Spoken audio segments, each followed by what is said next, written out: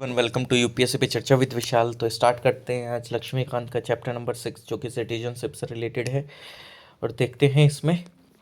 तो चलिए, जैसे कि अगर आप देखते हैं कि जितने भी अदर मॉडर्न स्टेट हैं उन सब में आपको दो तरीके के मतलब पीपल देखने को मिलते हैं। एक होते हैं सिटीजन, एक होते हैं alien. Citizen in the sense कि जो कि वहाँ के प्रवासी हैं, और एलियन यानी कि वो नहीं कि जो ग्रह के बाहर गए, नहीं, मतलब जो दूसरी अदर कंट्री के जो पीपल होते हैं।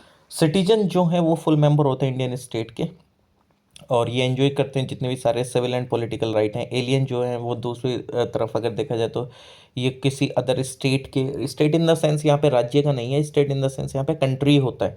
ठीक, ये पूरी तरीके से सारे जितने भी सिविल एंड पॉलिटिकल राइट्स हैं उनको एंजॉय नहीं करते हैं। ये दो कैटेगरीज के होते हैं, एक होता है फ्रेंडली, एक होता है फ्रेंडली एलियंस, एक होता है एनिमी एलियन। फ्रेंडली एलियंस वो होते हैं जो कि आपके फ्रेंडली कंट्रीज़ के रहने वाले प्रवासी होते हैं, और एनिमी एलियंस जो जिनसे कि आपकी कंट्री का क्या चल रहा है, एक लड़ाई वगैरह चल रही है, वॉर वगैरह चल रही है, वहाँ के जो पीपल होते हैं। फ्रेंडली एलियंस जो होते हैं वो सब्जेक्ट होते हैं ऑफ दोज कंट्रीज जो have cordial relation with India, मतलब वही जिनका अच्छे सा रिलेशन है। एनिमी जिनका एकदम अच्छे से रिलेशन नहीं है भारत के साथ, ये एंजॉय करते हैं कम right lesser right friendly aliens से, एनिमी एलियंस, और ये एंजॉय नहीं कर पाते हैं protection against arrest and detention, जो कि आर्टिकल 22 के अंदर में। ये डिटेल में जानेंगे भी आगे आने वाले चैप्टर्स में भी, आर्टिकल 12 को और 22 को भी। जो कॉन्स्टिट्यूशन है वो कन्फर्म करता है right and privileges on the citizens of India and deny करता है सेम राइट एलियंस को, यानी कि जो राइट्स आपके सिटीजन को मिलते हैं वो सारे एलियंस को तो नहीं मिल सकते। जस्ट लाइक जैसे जो आपके राइट्स किसको मिलते हैं, the confirm the following right and privileges on the citizens of India, मतलब यानी कि जो कि सिटीजन्स को मिल रहे हैं कौन कौन से राइट हैं। आर्टिकल 15 है जो कि राइट्स अगेंस्ट डिस्क्रिमिनेशन है, मतलब डिस्क्रिमिनेशन नहीं करा जा सकता रिलीजन, रेस, कास्ट, सेक्स और प्लेस ऑफ बर्थ के बेसिस पर। Right to equality of opportunity employment में आर्टिकल 16 है। Right to freedom of speech, expression, assembly and association, movement and residence and profession 19 में। ये सब आर्टिकल हम detail में पढ़ेंगे अभी नेक्स्ट आने वाले चैप्टर्स में भी। आर्टिकल 29 30 है कल्चरल एंड एजुकेशनल राइट मिला हुआ होता है। राइट टू वोट है इलेक्शंस में, Lok Sabha and state legislative assembly में, ये एलियंस को नहीं मिला होता है, यहाँ के सिटीजन्स को मिला हुआ होता है। राइट टू कंटेस्ट है कि मेंबरशिप के लिए पार्लियामेंट एंड स्टेट लेजिस्लेचर में। एलिजिबिलिटी है कि होल्ड करेंगे सर्टेन कुछ पब्लिक ऑफिस जैसे कि president of India, vice president of India, जज of supreme court and high court, governor of state, attorney general of India, advocate general of states. ठीक, इसके अलावा जो कुछ अब राइट्स हैं वो सिटीजन्स को ड्यूटीज़ भी करनी होती हैं इसके अलावा इंडियन स्टेट के रिगार्डिंग में, जस्ट लाइक कि टैक्स पे करना है, नेशनल फ्लैग का रेस्पेक्ट करना है, नेशनल एंथम का डिफेंड करना अपनी कंट्री को, और भी बहुत सारी फंडामेंटल ड्यूटीज़ वगैरह भी होती हैं। इंडिया में जो है वो सिटीजन बाय बर्थ होता है as well as naturalise citizen होता है, एलिजिबल होता है दोनों प्रेसिडेंट बनने के लिए। यानी कि भारत के अंदर में अगर आप सिटीजन बाय बर्थ हैं या नेचुरलाइज्ड सिटीजन हैं, आप दोनों मतलब दोनों में से कोई भी अगर सिटीजनशिप है आप प्रेसिडेंट बन सकते हैं। लेकिन यूएसए के अंदर सिर्फ only citizen by birth he president बनता है, ना कि नेचुरलाइज सिटीजन एलिजिबल होता है प्रेसिडेंट बनने के लिए। ये बहुत इंपॉर्टेंट पार्ट है, यहाँ पे क्वेश्चन बनते हैं। कॉन्स्टिट्यूशनल प्रोविजन देख लेते हैं। जो कॉन्स्टिट्यूशन है वो डील करता है सिटीजन्स के साथ, आर्टिकल 5 से लेकर 11 तक, जो कि पार्ट सेकंड के अंदर में हाउएवर ये कंटेन करता है, मतलब ना ही कोई परमानेंट और ना ही कोई एक एलेबोरेट प्रोविजन इसके रिगार्ड में। ये आइडेंटिफाई करता है पर्सन को कि कौन सिटीजन बन सकता है। खासकर 26 जनवरी 1950 का एक डेट है। ओके, और इसमें ऐसा भी नहीं है मतलब ये डील नहीं करता वो जो सारी प्रॉब्लम होती है एक्विजिशंस की या लॉस हो जाती है citizenship come subsequent to its commencement. ये एम्पावर करता है पार्लियामेंट को कि वो इनेक्ट कर सकती है लॉ इस मैटर के रिगार्डिंग में सिटीजनशिप के, और पार्लियामेंट ने इनेक्ट करा है सिटीजनशिप एक्ट 1955 जो कि अमेंड हुआ है टाइम टू टाइम। तो अकॉर्डिंग टू द कॉन्स्टिट्यूशन अगर देखते हैं तो चार कैटेगरीज के जो पर्सन है वो सिटीजन बन सकते हैं 26 जनवरी 1950 तक के। वो क्या क्या हैं, मतलब 26 जनवरी 1950 को जब हमारा कॉन्स्टिट्यूशन अडॉप्ट करा गया था उस समय तक कौन कौन सिटीजन हो सकते हैं हमारे यहाँ पे, वो कैटेगरी क्या थी। एक जो कि पर्सन जो कि डोमिसाइल है इंडिया का और वो फुलफिल करता है इनमें से कोई भी तीन कंडीशन में से एक, या तो वो भारत में जन्मा हो, या इस उसके कोई भी पेरेंट भारत में जन्मे हों, या कोई भी एक ऑर्डिनरीली रेसिडेंट हो इंडिया में 5 साल से इमिडिएटली, वही भारत के कॉन्स्टिट्यूशन के लागू होने के बाद, तो वो सिटीजन बन सकता है। एक पर्सन जो कि माइग्रेट हुआ है पाकिस्तान, वो इंडिया को पाकिस्तान से, वो भारत का सिटीजन बन सकता है इफ़ यदि उसके पेरेंट्स या उसके ग्रैंड पेरेंट अनडिवाइडेड इंडिया में बोर्न हुए हों या फुलफिल करता हो वो दो कंडीशन में से एक। यानी कि इफ़ इन केस वो माइग्रेट हुआ है इंडिया में 19 जुलाई 1948 से पहले, तो वो ऑर्डिनरीली रेसिडेंट होना चाहिए भारत में जिस दिन से वो माइग्रेट होके आया है भारत के अंदर में तब से। ये सेकंड कंडीशन क्या है कि इफ़ अगर वो माइग्रेट हुआ है इंडिया में 19 जुलाई 1948 के बाद, तो वो रजिस्टर्ड कर सकता है as a citizen of India. लेकिन जो पर्सन है वो but a person could be so registered only if अगर वो रेसिडेंट है लगभग पिछले 6 महीनों से भारत के अंदर में। ठीक। फिर तीसरी कंडीशन क्या थी कि जो कोई भी पर्सन माइग्रेट हुआ पाकिस्तान में इंडिया से आफ्टर 1 मार्च 1947, लेकिन वो बाद में दोबारा से वो भारत में रिसेटलमेंट के लिए आया है इंडियन सिटीजनशिप लेने, तो इसके लिए उसको रेसिडेंट रहना पड़ेगा इंडिया में लगभग 6 महीने के लिए। ठीक। और फिर उसको रजिस्टर्ड कराना पड़ेगा अपने आप को। एक कोई भी पर्सन है जो कि इनमें से मतलब कोई भी पेरेंट्स ग्रैंड पेरेंट वो बोर्न हुए हैं अनडिवाइडेड इंडिया में, और वो ऑर्डिनरीली रेसिडेंस है आउटसाइड इंडिया का, और वो फिर बाद में मतलब India shall become an Indian citizenship if अगर वो रजिस्टर्ड करता है as an Indian citizenship by the diplomatic या काउंसलर रिप्रेजेंटेटिव इंडिया का, जो कि कंट्री में जिस भी कंट्री में वो रेसिडेंस है, मतलब जस्ट लाइक भारत के बाहर वो रह रहा है और उसके ग्रैंड पेरेंट भारत से बिलोंग करते हैं, तो वो काउंसलर वगैरह में अपने आप को रजिस्टर्ड जाके करा सकता है। और ये जो प्रोविज़न है ये कवर करता है ओवरसीज़ इंडियंस को जो कि इंडियन सिटीजनशिप लेना चाहते हैं। तो उस समय पे जिन लोगों को सिटीजनशिप मिली थी उन पे ये काफ़ी अच्छी तरीके से लागू हो रहे थे। ठीक। लेकिन अभी तो ये सारे लोग जिनका काफ़ी लोगों का तो डेथ भी हो गया होगा उस समय के, और उस समय पे जो लोगों को जैसे सिटीजनशिप मिली थी वैसे ये फॉलो करा जाता है। और अगर देखा जाए तो ये जो प्रोविजंस है सिटीजनशिप के, अब पर्सन जो कि डोमिसाइल होना चाहिए भारत का, पर्सन माइग्रेटेड हुआ है पाकिस्तान से, ये जो पर्सन माइग्रेटेड है पाकिस्तान और बाद में रिटर्न आ गया है, पर्सन जो कि इंडियन ओरिजिन है लेकिन वो बाहर रह रहा है भारत से। अदर कॉन्स्टिट्यूशनल प्रोविजन सिटीजनशिप के रिगार्डिंग में वो इस तरीके से हैं कि जो पर्सन है कोई भी, यानी कि no person shall be citizenship of India, मतलब वो सिटीजन नहीं हो सकता ये deemed to be citizen of India if अगर उसने वॉलेंटरली एक्वायर कर लिया कोई भी फॉरेन स्टेट की सिटीजनशिप, तो तब वो भारत की सिटीजनशिप नहीं ले सकता। या कोई भी पर्सन जो कि deem to be citizen of India वो तब तक कंटिन्यू रह सकता है सिटीजन जब तक कि वो subject to provision of any law made by parliament. वही है कि मतलब जो कानून बने हैं उनसे तब तक वो अवॉइड है, यानी कि इन द सेंस कि वो उनके प्रोविजंस को फॉलो अप चल रहा है। ठीक। पार्लियामेंट के पास पावर है कि वो कोई भी प्रोविज़न बना सकती हैं एक्विजिशन से रिलेटेड और टर्मिनेशन से रिलेटेड सिटीजनशिप के, कि मतलब कैसे एक्वायर करी जा सकती है, टर्मिनेट कैसे हो सकती है आपकी सिटीजनशिप, तो ये पार्लियामेंट के पास पावर है। और जितने भी ऑल अदर मैटर होते हैं सिटीजनशिप से रिलेटेड उससे भी रिलेटेड उसके पास पावर है कानून बनाने की। सिटीजनशिप एक्ट 1955 जो कि प्रोवाइड करता है कि acquisition and loss of citizenship, जब कॉन्स्टिट्यूशन बना था उसके बाद के, तो ओरिजिनली जो सिटीजनशिप एक्ट है 1955 का वो प्रोवाइड करता है कॉमनवेल्थ सिटीजनशिप। ये जो प्रोविज़न है वो रिपील कर दिया गया था सिटीजनशिप एक्ट 2003 के थ्रू। जो एक्विजिशन है सिटीजनशिप की वो प्रिस्क्राइब करती है 5 तरीके जिनसे आप सिटीजनशिप को ले सकते हैं। Birth, descent, registration, naturalisation and incorporation of territory. By birth में क्या होता है कि अगर कोई भी पर्सन भारत में जन्मा है 26 जनवरी 1950 के या 1 जुलाई 1987 से पहले, वो सिटीजन है भारत का बाय बर्थ, इरेस्पेक्टिव ऑफ कि वो किसी भी नेशनैलिटी के हैं उसके पेरेंट्स। और जो कोई भी पर्सन बोर्न हुआ है इंडिया में और 1 जुलाई 1987 के बाद, उसको कंसिडर करा जाएगा as a citizen of India only. कब? जब उसके कोई भी पेरेंट जो है वो सिटीजन है भारत के उसके बर्थ के समय पे। ठीक। और इसके अलावा कि जो बोर्न हुए हैं इंडिया में 3 दिसंबर 2004 के बाद, उनको कंसिडर करा जाएगा citizen of India only if अगर उसके पेरेंट जो कि सिटीजन है भारत के या उसके जो पेरेंट है वो सिटीजन है भारत के, और अदर देन इज कि वो इलीगल माइग्रेंट्स, मतलब other than this is not an illegal migrant at the time of their birth, यानी कि इलीगल माइग्रेंट नहीं होने चाहिए। और जो चिल्ड्रन है फॉरेन डिप्लोमेंट के वो पोस्टेड है इंडिया में, और वो एनिमी एलियंस जो है वो एक्वायर नहीं कर सकते हैं इंडियन सिटीजनशिप्स बाय बर्थ। ठीक।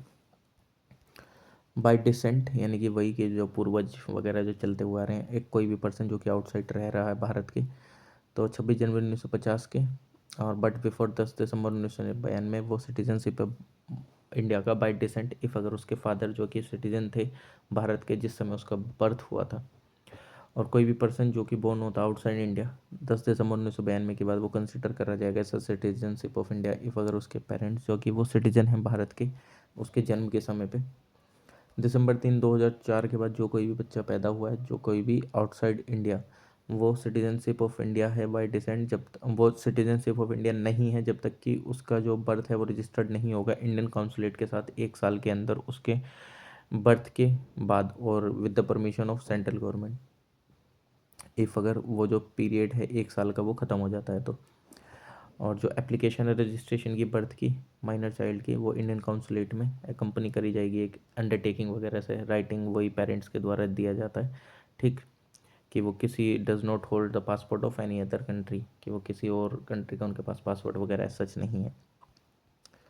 फर्दर एक जो माइनर है वो एक सिटीजन है भारत का बाय बर्च्यू ऑफ डिसेंट, और is also citizenship of any other country shall cease to be citizenship of India. मतलब कुल मिला के दूसरे देश की सिटीजनशिप लेके बैठे और भारत की लेना चाह रहे हो तो आप कैसा ही ले सकते हो, ठीक। तो माइनर जो कि सिटीजनशिप है भारत की virtue of descent and is also citizenship of any other country, तो उसकी जो सिटीजनशिप है वो रिनाउंस हो जाएगी दूसरी कंट्री की लगभग जैसे ही वो फुल एज कर एज मतलब within 6 month of is attaining full age, ठीक। बाय रजिस्ट्रेशन जो सेंट्रल गवर्नमेंट है वो एप्लीकेशन मतलब application registered as a citizenship of India any person, वो इलीगल माइग्रेंट नहीं होना चाहिए रजिस्ट्रेशन के थ्रू अगर सिटीजनशिप ले रहे हैं तो। ये बिलोंग करना चाहिए किसी भी एक कैटेगरीज को, जो कि इस प्रकार है कि जो पर्सन है वो इंडियन ओरिजिन का होना चाहिए, जो कि ऑर्डिनरली रेसिडेंट होता है भारत में लगभग 7 साल का, एप्लीकेशन भरने से पहले 7 साल भारत में रह रहा हो। यह पर्सन कोई भी इंडियन ओरिजिन है जो कि ऑर्डिनरली रेसिडेंट है किसी और कंट्री का, और प्लेस है आउटसाइड अनडिवाइडेड इंडिया में, ठीक। कोई भी पर्सन जो कि मैरिड है सिटीजनशिप ऑफ इंडिया, कोई भी किसी एक सिटीजन से मैरी करी है किसी एक पर्सन ने, और ऑर्डिनरीली रेसिडेंट है इंडिया में लगभग 7 सालों से अपनी एप्लीकेशन भरने से पहले तो उसको बाय रजिस्ट्रेशन सिटीजनशिप मिल जाएगी। माइनर चिल्ड्रन किसी पर्सन के वो सिटीजनशिप हो सकते हैं भारत के। अ पर्सन जो कि full age and capacity whose parent जो कि उसको रजिस्टर्ड करते हैं as a citizen of India. A person of full age और कैपेसिटी और जिसके पेरेंट्स अर्लियर सिटीजन थे इंडिपेंडेंट इंडिया के एंड ऑर्डिनरली रेसिडेंट है भारत में लगभग 12 महीनों से, एप्लीकेशन भरने से पहले तो वो सिटीजनशिप बन ले सकते हैं by registration. A person full of age and capacity जो कि रजिस्टर्ड है overseas of India, card holder है 5 सालों से, और जो कि ऑर्डिनरली रेसिडेंट लगभग 12 महीनों से, एप्लीकेशन भरने से पहले तो मिल सकती है उसको सिटीजनशिप। कोई भी पर्सन जो कि डीम्ड है इंडियन ओरिजिन का, इफ़ ही और उसके कोई भी पेरेंट्स बोर्न हुए हैं अनडिवाइडेड इंडिया में या किसी अदर टेरिटरी में, वो पार्ट बन सकते हैं, और वो मतलब इन सच अनदर टेरिटरी, और बाद में फिर वो भारत का पार्ट बन गए थे लगभग 15 अगस्त 1947 के बाद, तो तब बाय रजिस्ट्रेशन सिटीजनशिप ले सकते हैं। तो जितनी भी अदर कैटेगरी से पर्सन की वो उसको ओथ लेनी पड़ती है एलिगेंस की रजिस्टर्ड करने से पहले सिटीजनशिप ऑफ इंडिया की, ठीक। बाय नेचुरलाइजेशन क्या होता है कि जो कोई भी सेंट्रल गवर्नमेंट है ऑन एप्लीकेशन या जो सर्टिफिकेट देती है नेचुरलाइजेशन का किसी भी पर्सन को, वो एक इलीगल माइग्रेंट नहीं होना चाहिए, और उसके नीचे दी गई कोई भी क्वालिफिकेशन होनी चाहिए डेट कि वो is not a subject of, मतलब वो उसको तब सिटीजनशिप नहीं मिलेगी इफ़ अगर उसके पास मतलब जस्ट लाइक ऐसा मान लो कि ही is not a citizen, he is not a subject or citizen of any country where citizen of India are prevented from becoming subject or citizen of that country by naturalization। और मतलब just like कि अगर कोई भी एक ऐसा provision है just like जहाँ पे कोई भी अन्य कंट्री है जहाँ पे भारत के सिटीजन हैं उनको मतलब सिटीजनशिप नहीं मिलती है बाय नेचुरलाइजेशन, तो यहाँ पे भी ऐसा सच नहीं मिल सकती है, ठीक। He is not a subject और citizen of any country where subject of India prevented from becoming subject और citizen of that country by naturalisation. जिस भी कंट्री में नेचुरलाइजेशन वैसे नहीं मिलती है तो यहाँ पे भी ऐसा सच नहीं मिलेगी, ठीक। हे वो सिटीजन होना चाहिए एनी किसी भी कंट्री का, और he undertake to renounce the citizen, और वो अपनी उस सिटीजन को मतलब एज सच रिनाउंस करने वाला होना चाहिए, जस्ट लाइक कि उसको छोड़ रहा है, ठीक, वो उसका अब सिटीजन नहीं रहना चाह रहा है।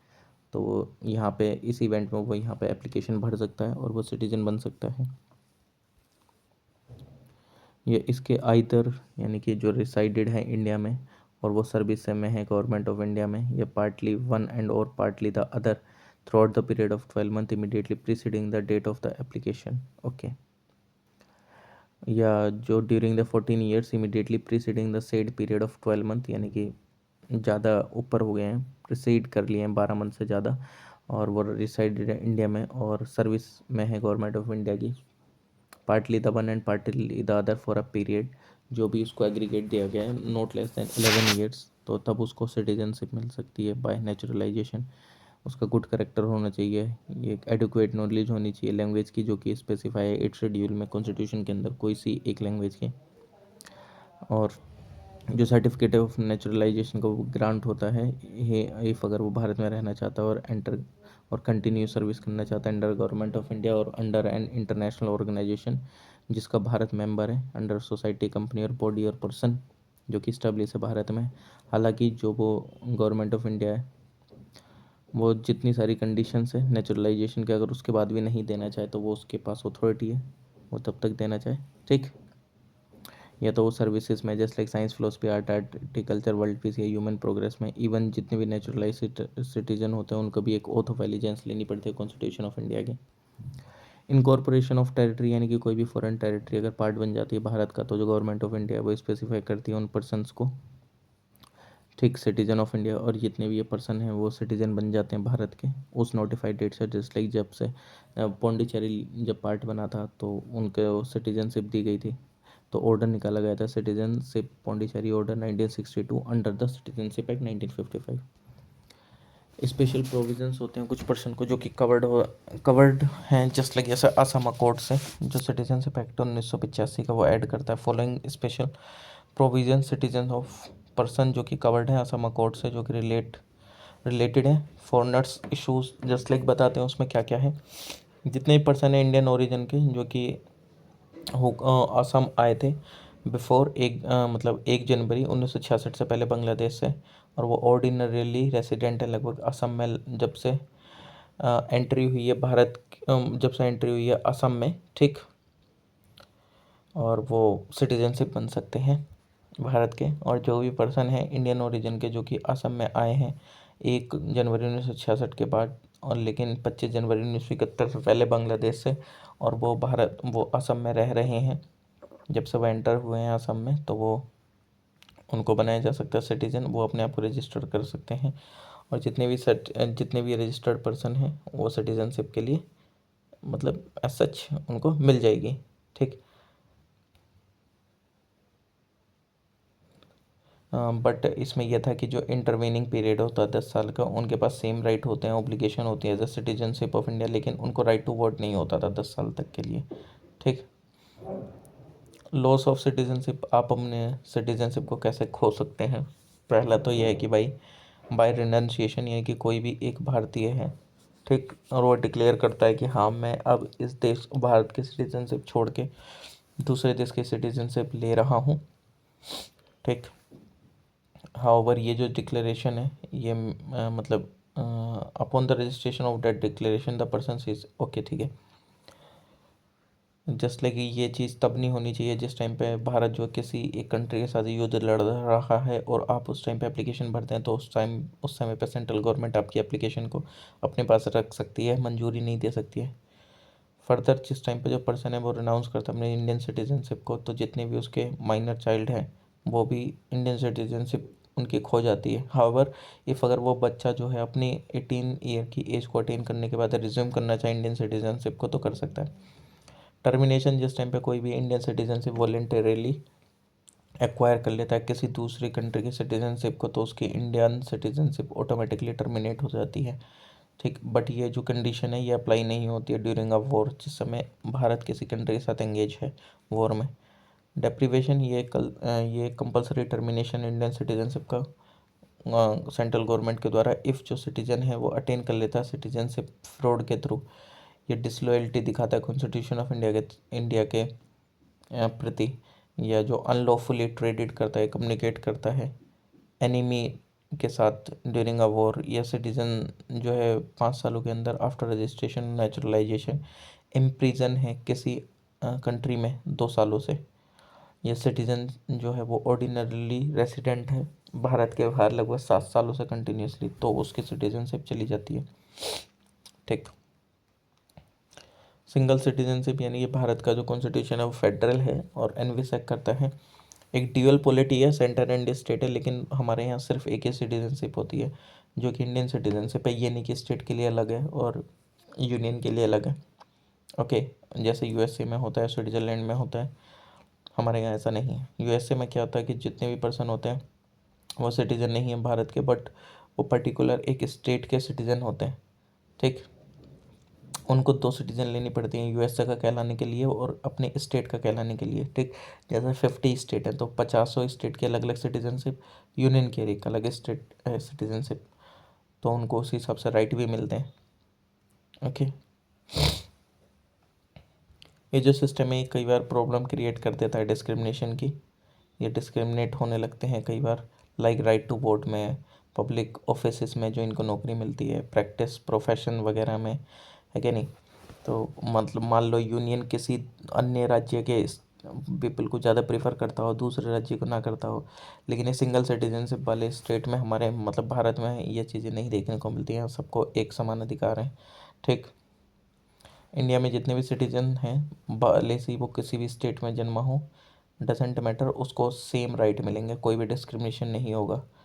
ओके, हाँ, पर इसके अलावा कुछ जनरल रूल ऑफ एब्सेंस है डिस्क्रिमिनेशन से रिलेटेड, ऑब्वियसली बात है, ये तो हमारे आर्टिकल में भी है।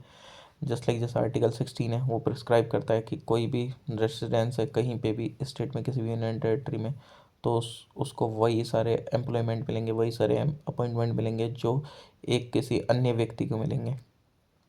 ठीक, और इसके रिगार्डिंग में अगर आप देखेंगे तो पार्लियामेंट ने इनेक्ट भी करा है पब्लिक एम्प्लॉयमेंट एक एक्ट 1957 में भी, जो कि ऑथराइज करता है गवर्नमेंट ऑफ इंडिया को प्रिस्क्राइब करना एक residential qualification only for appointment to non gazetted post, यानी कि जो कोई भी नॉन गेजेटेड पोस्ट हैं उनके लिए मतलब कुछ चीज़ें, कुछ एक्सेप्शन हो जाते हैं, जैसे कि वहाँ के लिए उन्हीं स्टेट के व्यक्ति को एम्प्लॉयमेंट दिया जाएगा, वो स्टेट तो स्टेट कंडीशन पर डिपेंड कर जाता है कई बार।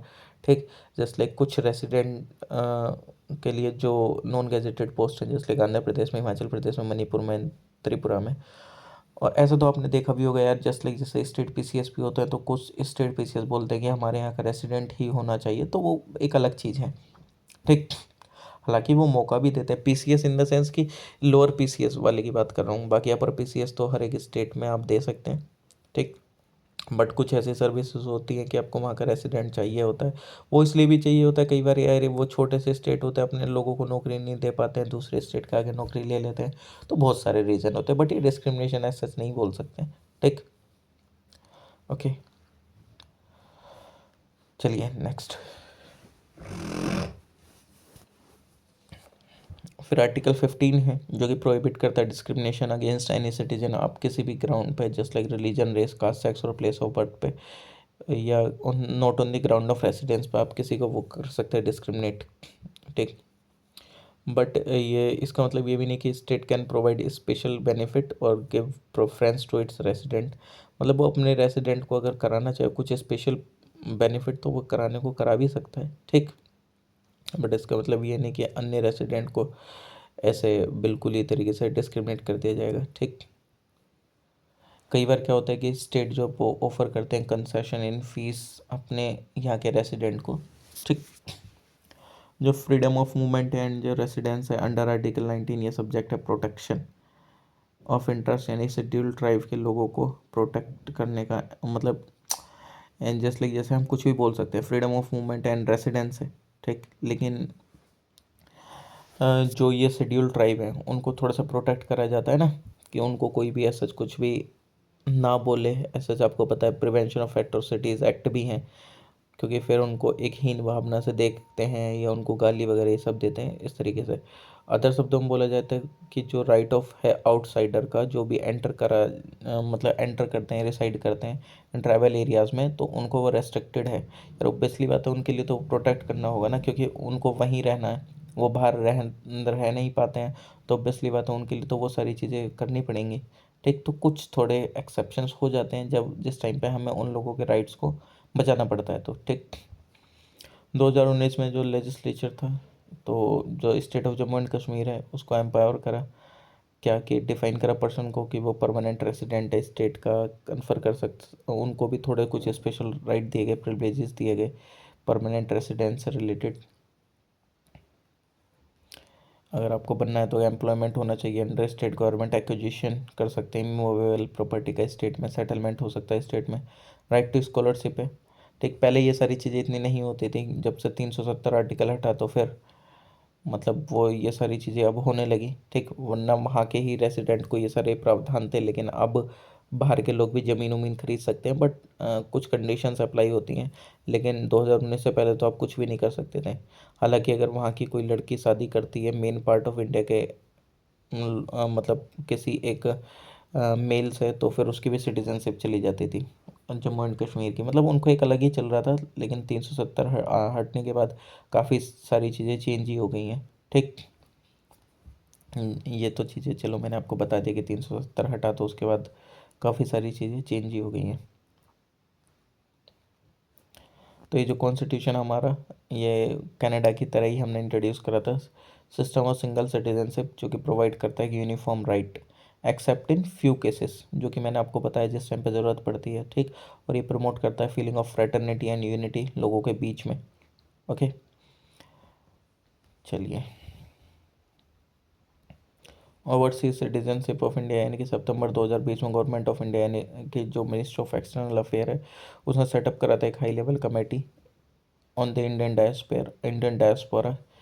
किसकी चेयरमैनशिप में? एल एम सिंह भी की। ये जो मैंडेट था कमेटी का, वो एक कॉम्प्रहेंसिव स्टडी करता है ग्लोबल इंडियन डायस्पोरा पे एंड रिकमेंड करता है मेजर एक कंस्ट्रक्टिव रिलेशनशिप के उन लोगों के साथ। ये जो कमेटी है सबमिट करती है अपनी रिपोर्ट 2002 में। ये रिकमेंड करती है अमेंडमेंट सिटीजनशिप एक्ट 1955 में, और प्रोवाइड करती है ग्रांट ड्यूअल सिटीजनशिप का, जो पर्सन ऑफ इंडियन ओरिजिन होते हैं जो कि बिलोंग करते हैं सर्टेन स्पेसिफाइड कंट्रीज़ को। अकॉर्डिंगली अगर देखा जाए तो जो सिटीजनशिप अमेंडमेंट एक्ट 2003 है, वो उसने एक प्रोविज़न बनाया ओवरसीज सिटीजनशिप ऑफ इंडिया के एक्विजिशन से related by the person of origin of India 16 specified countries के लिए, पाकिस्तान और बांग्लादेश को छोड़ के। इसने ओमिट कर दी सारे प्रोविज़न जो कि रिकॉग्नाइज और रिलेटेड थे कॉमनवेल्थ सिटीजनशिप से अपने प्रिंसिपल एक्ट से। बाद में इसको फिर दोबारा अमेंड करा गया 2005 में, एक्सपेंड करा स्कोप ओसीआई का, ओवरसीज सिटीजनशिप ऑफ इंडिया, जो कि पर्सन ओरिजिन ऑफ इंडिया थे ऑल कंट्रीज़ के लिए, सिर्फ पाकिस्तान और बांग्लादेश को छोड़ के।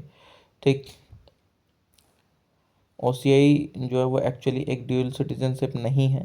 मतलब कभी आप सोचें भारत के अलग उसके अलग, ये भी एक सिटीजनशिप है। ये नेशनैलिटी उसको दी जाती है आर्टिकल 9 के थ्रू, जो कि बाहर रह के काम उम करते हैं ओवरसीज़ वाले जो सिटीजन्स होते हैं हमारे। बाद में फिर दोबारा इसमें चेंज होता है 2015 में, इसको मॉडिफाई करा जाता है इसके प्रोविजंस को, और इंट्रोड्यूस होती है new scheme overseas citizenship of India card holder, क्योंकि इसमें मर्ज कर दिया जाता है जो भी पर्सन ऑफ इंडियन ओरिजिन होते हैं और जो ओसीआई कार्ड होल्डर होते हैं, इन दोनों को एक साथ। ये जो पीआईओ कार्ड स्कीम है, ये इंट्रोड्यूस हुई थी 19 अगस्त 2002 में ओसीआई कार्ड स्कीम के। और फिर देर आफ्टर उसके बाद ओसीआई कार्ड स्कीम आती है 2 दिसंबर 2005 में। ये दोनों स्कीम पैरेलली रन कर रही थी, तो बाद में इन दोनों को एक साथ मिला दिया गया था। या नेसेसरी क्रिएट कन्फ्यूजन कर रही थी एप्लीकेंट्स के बीच में, कुछ प्रॉब्लम भी फेस कर रहे थे लोग सिटीजनशिप से रिलेटेड इन सब चीज़ों में, तो बाद में दोनों को एक साथ मिला दिया। तो एक्ट 2015 एक्ट इनएक्ट हुआ और पीआई स्कीम को इसके साथ मिला के, मतलब 2015 से अब चीज़ें नॉर्मली कर दी। और जो सिटीजनशिप अमेंडमेंट एक्ट 2015 है उसमें भी रिप्लेस कर दिया nomenclature overseas citizenship of India से overseas citizenship of India card holder बना दिया।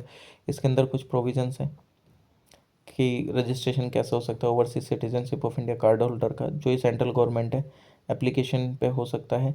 और उसमें क्या होना चाहिए कि जो सिटीजन है वो किसी भी अनदर कंट्री का, बट वो सिटीजन था भारत का जिस समय पे कॉन्स्टिट्यूशन कमेंस हुआ था, तो वो ले सकता है OCI। या जो सिटीजन है किसी अनदर कंट्री का, वो एलिजिबल है सिटीजन बनने के लिए भारत का।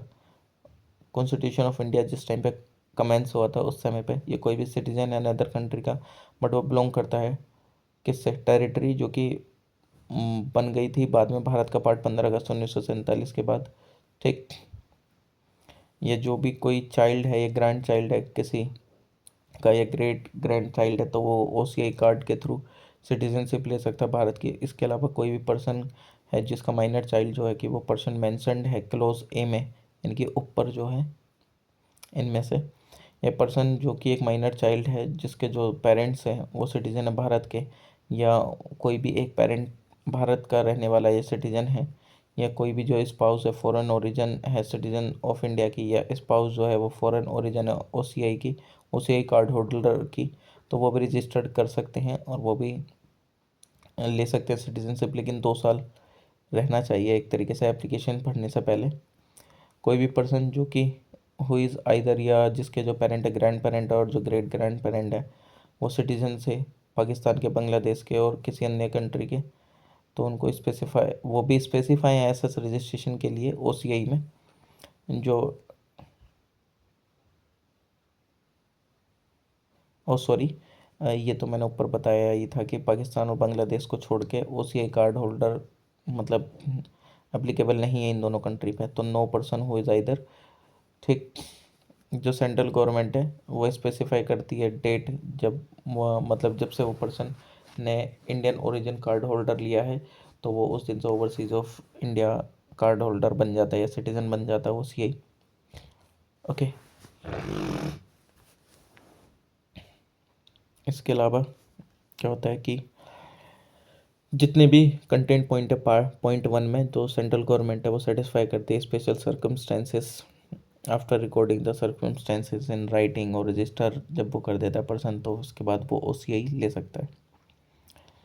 Conferment of right on over citizenship of India card holder, जो overseas citizenship of India card holder है उसको राइट वगैरह मिलने चालू हो जाते हैं। ऐसा नहीं है कि उसको राइट वगैरह नहीं मिलते हैं। तो कार्ड होल्डर है वो एंटाइटल नहीं होता है कुछ फॉलोइंग राइट्स में, जो कि shall not be entitle to the following right which are confirmed on a citizenship of India, यानी कि जो सिटीजनशिप ऑफ इंडिया को मिलते हैं वो OCI वालों को नहीं मिलते हैं। वो कौन कौन से हैं?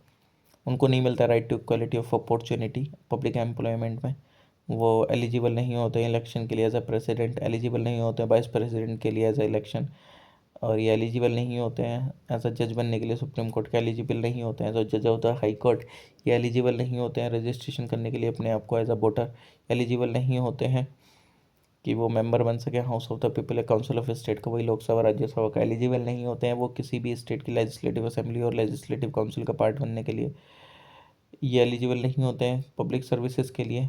एंड जो कोई भी पोस्ट होती है किसी भी चीज़ से रिलेटेड हो, यूनियन और स्टेट के, बट हाँ कुछ सर्विसेज हैं जिनमें ये एप्लीकेशन कर सकते हैं। रिनंसिएशन यानी कि कैसे वो अपने सिटीजनशिप को मतलब खो सकते हैं एक तरीके से। इफ़ अगर कोई भी सिटीजनशिप जो ऑफ इंडिया कार्ड होल्डर है वो प्रिस्क्राइब करता है, एक डिक्लेरेशन करता है कि हाँ वो अब हटाना चाहता है, तो उसकी वो डिक्लेरेशन के बाद वो अपना कार्ड वगैरह उसका सारा ख़त्म हो जाता है।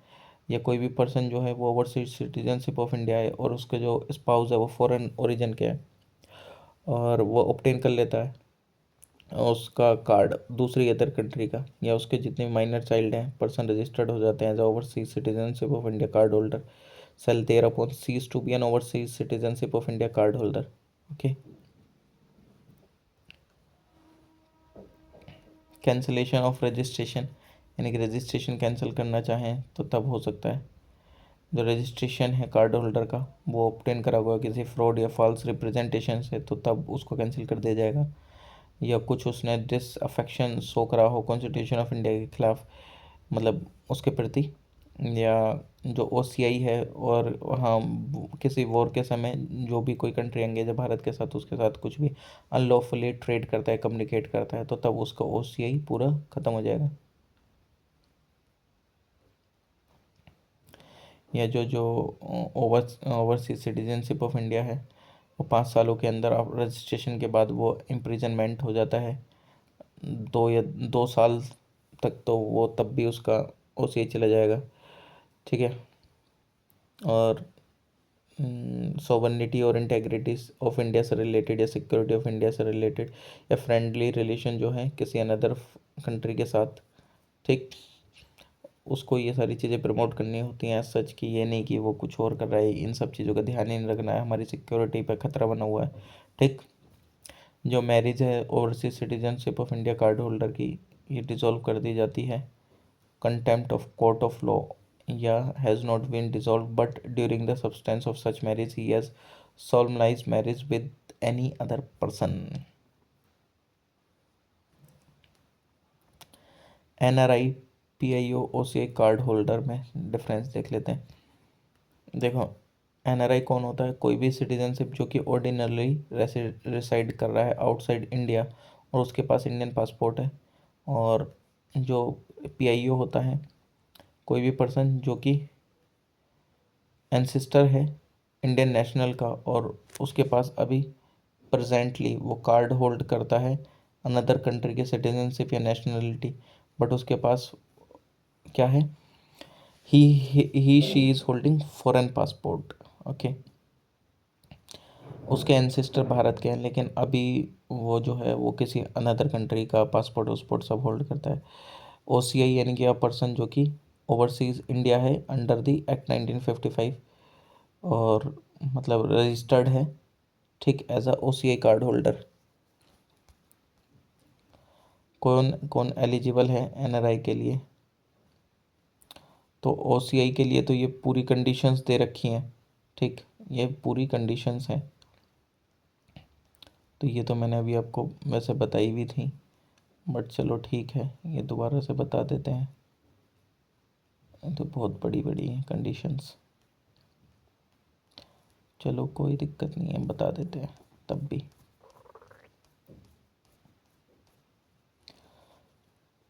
हु इज एलिजिबल यानी कि 4 कैटेगरीज उसके लिए डिफाइन करी गई हैं।